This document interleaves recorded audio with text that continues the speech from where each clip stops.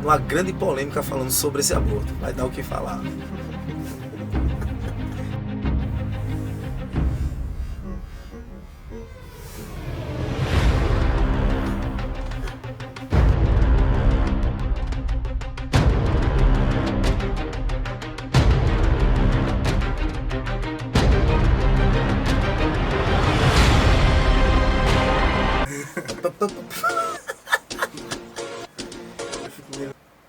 Olá, seja bem-vindo ao canal Deus, o Criador. E hoje, num quadro especial, o que os cristãos devem saber sobre O aborto.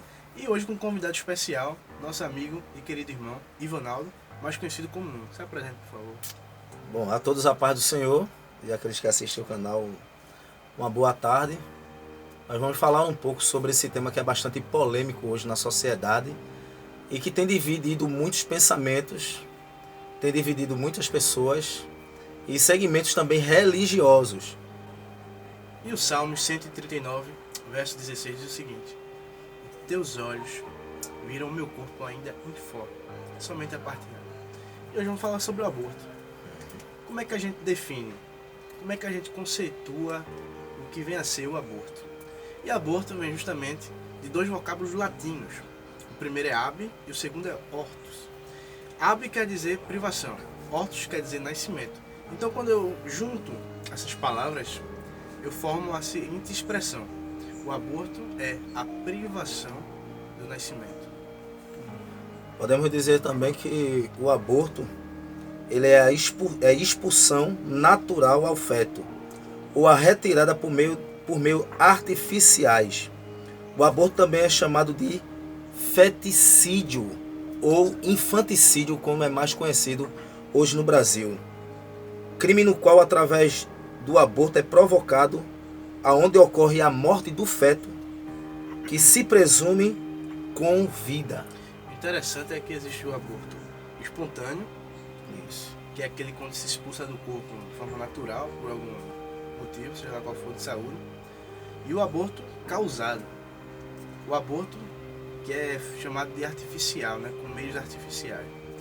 E a gente vê que essa ideia do aborto, que é um ponto importante, não é defendida só pelos cristãos.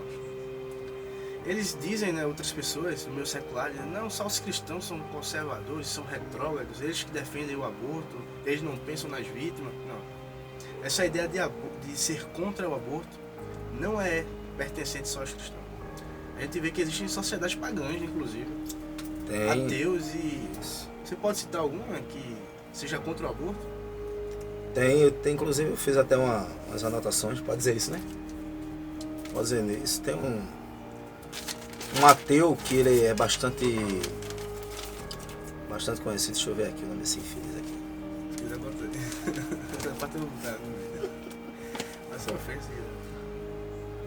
Um ateu chamado Francisco Raso, ele diz assim: não é preciso crer em Deus para ser contra o aborto. Inclusive ele escreveu um livro que é justamente contra o aborto. Inclusive hoje já existem alguns ateus que estão se mobilizando para fazer um movimento contra o aborto.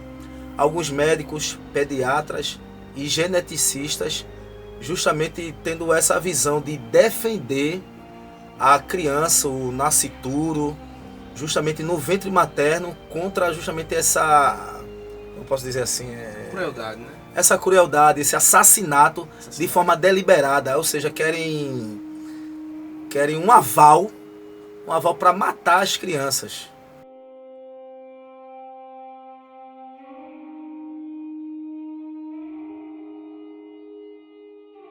Pronto, o Código de Hammurabi, do século XVIII a.C., chega a conter justamente um castigo para quem induzisse ao aborto.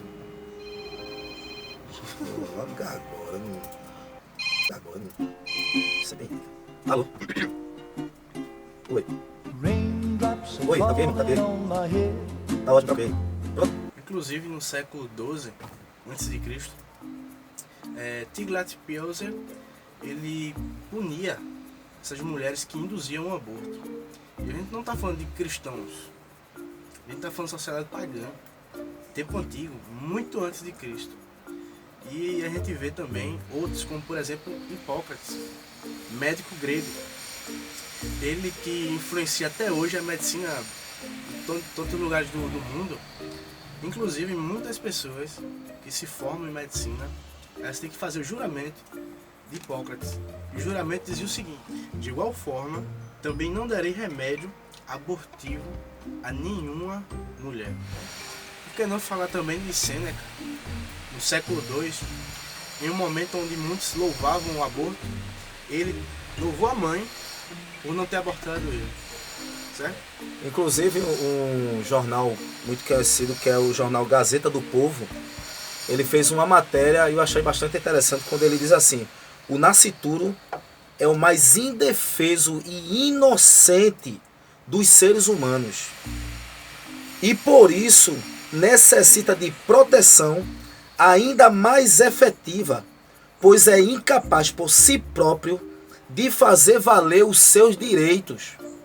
Ainda tem um comentário de um homem chamado Jerônimo Legelme, que é pediatra e geneticista, e diz assim: é indubitável o fato de que o aborto é uma eliminação deliberada de um ser humano em formação. Isso ele está falando da criança. O ser humano em formação que está dentro do ventre, ele está falando da criança. Jornal Gazeta do Povo, e justamente esse pediatra e geneticista, ele falou sobre isso. E a gente percebe que a gente não está tratando de um móvel, de uma casa. A gente não está tratando de um videogame, não está tratando de um bem. A gente está falando de um ser humano. Isso A gente mesmo. está falando de uma vida. Assim, é interessante que a Constituição Federal é concepcionista. Uhum. Ou seja, a vida se dá a partir da concepção. Isso. Como assim? Teve uma relação entre o homem e a mulher, teve concepção, a vida. Isso até a mesma ciência, ela vai atestar o surgimento de um novo indivíduo com o seu próprio código genético único, desde o encontro dos gametas masculino e feminino. É aonde justamente a Constituição Federal ela defende, no artigo 5º, ela vai dizer que o direito à vida ela é inviolável. O Estatuto da Criança e do Adolescente também, mais conhecido como ECA, no artigo 3, ele diz assim: são direitos fundamentais inerentes à pessoa humana, sem prejuízo da proteção integral, dando a oportunidade, a facilidade, a fim de lhe facultar o desenvolvimento físico, moral, mental, espiritual e social. Ainda no artigo 4 da mesma Constituição, do Estatuto da Criança e do Adolescente, ele vai assim: é dever da família, da comunidade, da sociedade em geral e do poder público, com absoluta prioridade, a efetivação dos direitos referentes à vida. Ainda tem outro artigo, no artigo 5º, ele vai assim: nenhuma criança será objeto de violência, crueldade, por ação ou omissão aos seus direitos que são fundamentais. Ainda o Código Penal, no artigo 124, ele vai dizer assim: provocar aborto em si mesma ou consentir que o outro lhe provoque, pena de detenção de 1 ano a 3 anos. O artigo 26, ele vai dizer assim: provocar aborto com consentimento da gestante, pena de reclusão de 1 ano a 4 anos. De 1 a 4 anos. A gente entende que no Brasil a expressão é ainda é crime. Porque a gente sabe que existem pessoas, existem órgãos, existe toda uma massa que quer descriminalizar o aborto. Ou seja, fazer com que o aborto não seja mais crime. Mas ainda ele é crime. A Constituição Federal, ela não apresenta artigo, mas apresenta algumas emendas que, entre aspas, ela vai dar essa legalidade, que era para crianças que nascem sem cérebro, chamado bebês anacéfalos, em casos de estupro e casos de risco à vida da mãe ou da criança. Ela assegura esse direito de um aborto causado, né, que é um aborto artificial, que se difere do espontâneo, né? Mas um outro argumento que é muito utilizado principalmente pelo movimento feminista, né? Isso. A mulher, ela tem direito sobre o seu corpo. Logo, ela pode abortar uma criança? Eu lhe pergunto. Bom, ela pode ter direito sobre o corpo dela, mas não sobre o corpo da criança, porque até mesmo como o movimento feminista diz que a criança é uma extensão do corpo dela, mas não é isso que a ciência diz. A ciência diz que o ser que foi gerado ali, que foi fecundado, ele é um ser individual, ele tem o seu próprio padrão genético, ele tem a sua própria digital.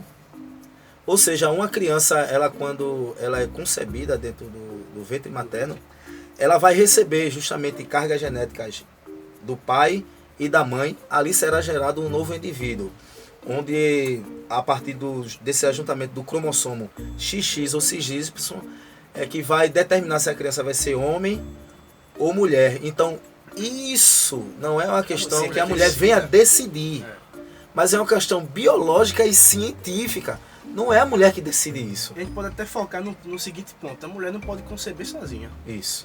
Então, como é que é uma parte do corpo dela? Além disso, e se a criança tiver um sexo diferente dela, como é que pode ser uma parte dela? Parte do corpo que há uma junção de duas pessoas para que haja uma concepção. Então, não é dela. O corpo, ou seja, o abrigo onde a criança vai se desenvolver é dela, mas a criança não. Extensão do corpo da mulher é uma unha, é um cabelo. Isso é a extensão do corpo da mulher que pode ser cortado. Com a criança que está sendo gerada ali, a pessoa não pode dizer isso, porque então a criança ela não pode ser cortada. E um ponto importante que eu posso até citar é de uma doutora da faculdade de Harvard de medicina, que ela diz o seguinte: na biologia, na medicina, é fato aceito que a vida de qualquer organismo individual que se reproduza por forma sexuada inicia no momento da concepção ou da fertilização. Então a gente percebe que não é só uma ideia da Constituição Federal Brasileira, é uma ideia mundial, certo? Que houve concepção, houve relação, houve fecundação, ali a vida, certo? Isso. É como foi citado, que a partir justamente dessa concepção, ali começa a existir um novo ser vivo, que ele é único, ele é irrepetível, e que se nenhum fator externo não impedir isso, ou seja, a mãe não provocar aborto na criança, vai se desenvolver justamente um ser humano adulto. Tem muita feminista que diz que ela coloca dizendo que a criança é um emaranhado de célula. Já outro segmento diz que antes a partir dos 3 meses a criança ela não tem atividade cerebral. A gente vê que isso é mentira, porque ali quando está sendo gerado vida, existe vida ali sendo gerada. Se algum fator externo, se não for provocado o aborto, vai haver justamente o desenvolvimento dessa criança. Como disse, o desenvolvimento físico, o desenvolvimento mental, o desenvolvimento